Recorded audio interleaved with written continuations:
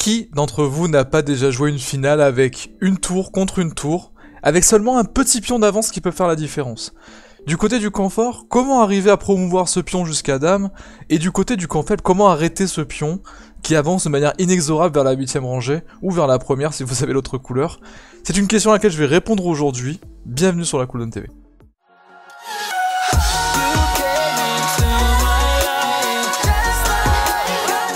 Première position que nous allons étudier aujourd'hui, ça s'appelle la position de Philidor, et ça vient du coup d'un nom très connu dans les échecs, hein. C'est un nom d'un joueur français qui a été à l'origine d'études d'échecs multiples.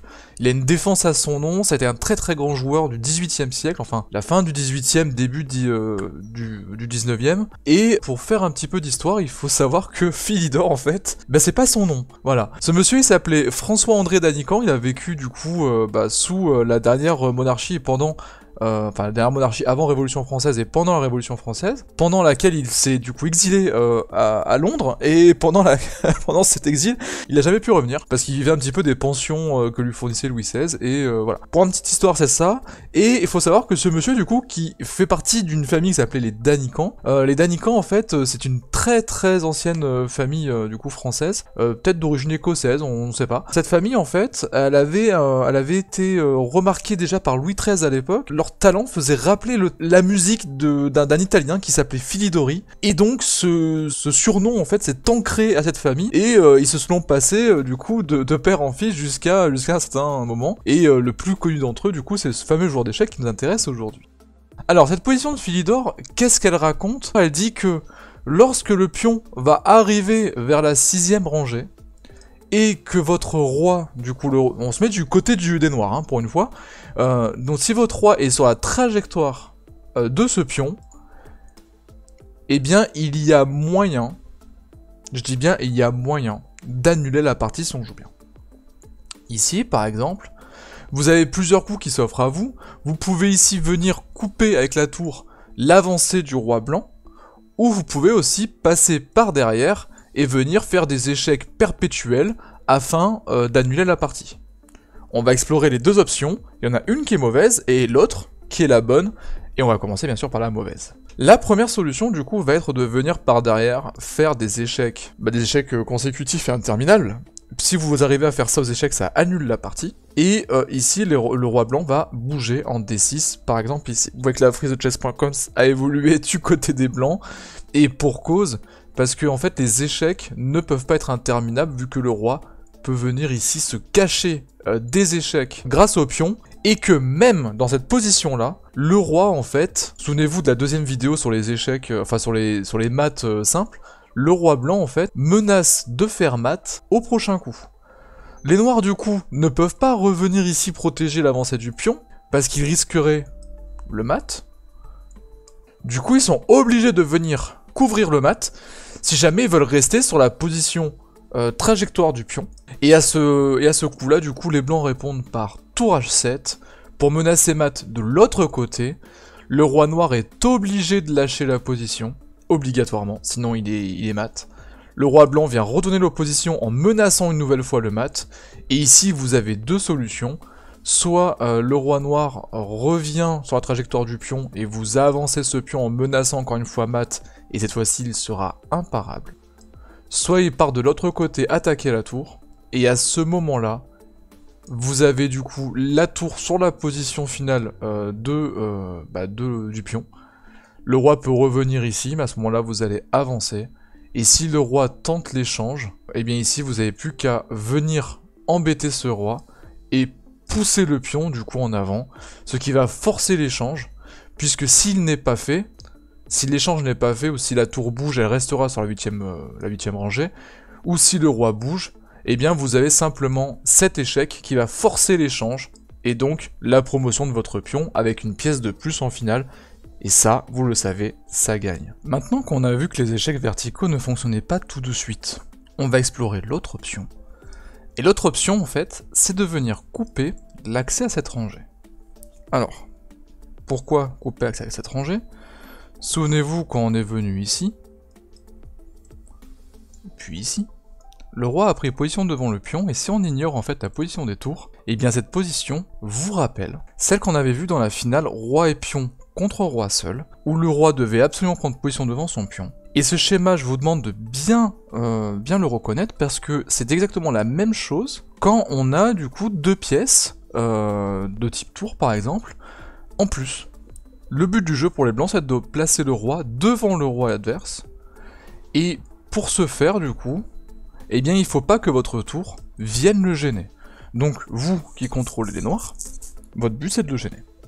Donc faire la position tour, faire cette position là avec la tour en G6 va vous permettre d'obliger le roi, en fait, à soit venir chasser la tour et vous prendrez de position de l'autre côté, et si le roi continue à venir vous chercher, bah, vous reprendrez votre position initiale. Mais il faut savoir qu'il y a une règle aux échecs qui dit que s'il y a 50 coups d'échangés sans un seul mouvement de pion, la partie est déclarée nulle, et donc au bout d'un moment, si on revient à cette position là 49 coups après, eh bien les blancs sont obligés au bout d'un moment de pousser ce pion afin de permettre au roi de prendre position derrière et d'empêcher en fait la tour de connecter cette case que le roi finalement aura de disponible. Une fois que le pion est arrivé en 6ème rangée, eh bien vous c'est votre signal d'alerte pour venir prendre position et faire des échecs interminables. Cette position du pion en 6ème rangée est un cas limite que vous connaissez aussi si on ignore les tours dans la finale roi et pion contre roi seul, c'est qu'une fois que le pion est arrivé en 6ème rangée, si le roi du camp fort n'a pas pris les devants sur la trajectoire et que le roi noir est indélogeable de la trajectoire finale du pion, et bien ça finira en match nul. Et là, c'est exactement pareil. Donc la tour va venir ici prendre position, et dès que le roi va venir menacer en fait l'avance en 7ème rangée, et bien vous allez venir en fait le mettre en échec de manière interminable. Et ça, du coup, le fait que ce soit perpétuel est une autre règle aux échecs qui dit que la partie se solde par un match nul. Donc c'est comme ça qu'on annule une partie grâce à la position de Philidor, c'est en venant d'abord prendre position sur la 6ème rangée et d'empêcher le roi blanc d'avancer avec le pion. Comme j'ai dit, c'était un cas limite, parce que ce cas limite, en vérité, il peut commencer d'ores et déjà bien avant. Ici, vous pouvez déjà commencer à embêter le roi blanc avec votre tour.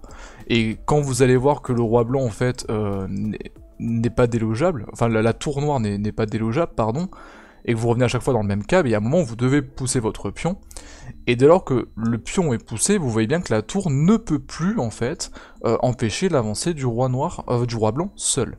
Bon, pour autant, c'est pas le signal d'alerte pour venir derrière faire les échecs perpétuels, parce qu'il y a toujours une position, ok, où le roi peut passer devant. Donc ça, c'est pas une bonne idée. Mais, dès lors que vous avez en fait la position que voici, il suffit de jouer un coup d'attente, le roi passe devant, et vous venez du coup poser la même question à la rangée d'après. Sachant que si le roi continue de manière inexorable à monter, eh bien vous vous retrouvez dans la position du cas limite, où l'avance du pion en 6ème rangée se présente. Et c'est là où vous allez pouvoir venir prendre position sur la première rangée, puisque ici, même si le roi avance, eh bien il n'a plus la possibilité de passer devant son pion, vu que le roi noir contrôle la trajectoire du pion sur la 7ème et 8ème rangée.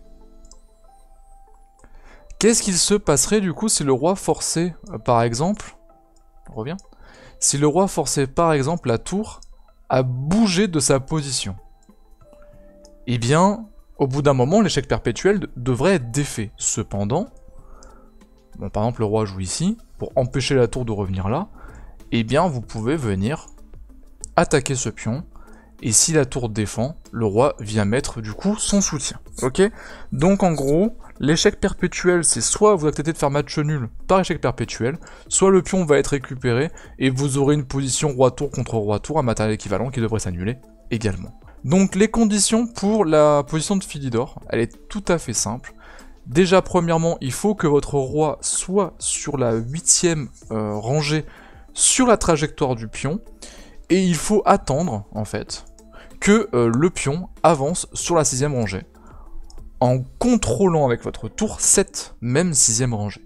Dès lors que le pion avance, vous allez sur la première rangée, et là c'est échec perpétuel, pardon, sur les 3 colonnes, celle du pion et les 2 adjacentes. On a vu maintenant la position favorable où les noirs obtiennent la position de Philidor, Maintenant, on va voir la position de Lucena. C'est une autre position dans laquelle en fait le roi noir n'a pas réussi à se mettre sur la trajectoire du pion. Il a été chassé par le roi blanc. Et du coup, vu que le roi blanc il protégeait pas mal son pion, bah, il a réussi à avancer avec ce pion jusqu'à un cas limite qui est cette position-ci. Et le roi blanc ici a atteint la 8e rangée. Et le pion qui l'a suivi a atteint la 7e. C'est une position du coup célèbre qui donne l'avantage au blanc, contrairement à tout à l'heure. Et cette position est en référence du coup à Lucena, du coup.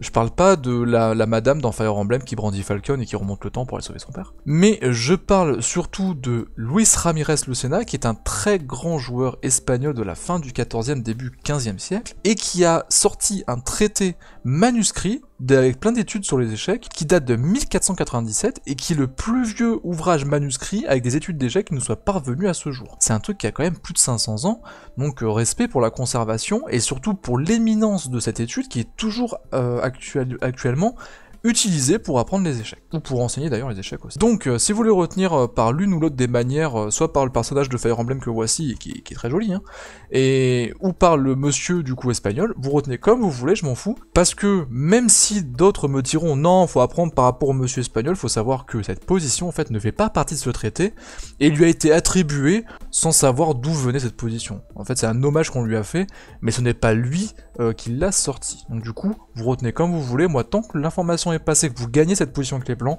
ça m'ira.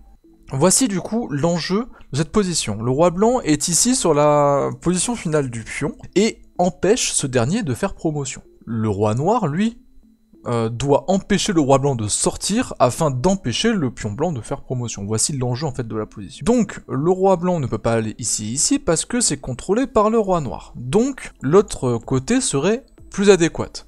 Très haut noir, et bien du coup les noirs vont empêcher avec tour C1 la sortie du roi blanc sur la colonne C. Le roi contrôlant la colonne E, tout va bien. Le problème c'est que on peut pas jouer le roi, on peut pas jouer le pion, s'il n'y avait pas de tour ce serait patte, mais heureusement à l'aide, la tour va venir agir.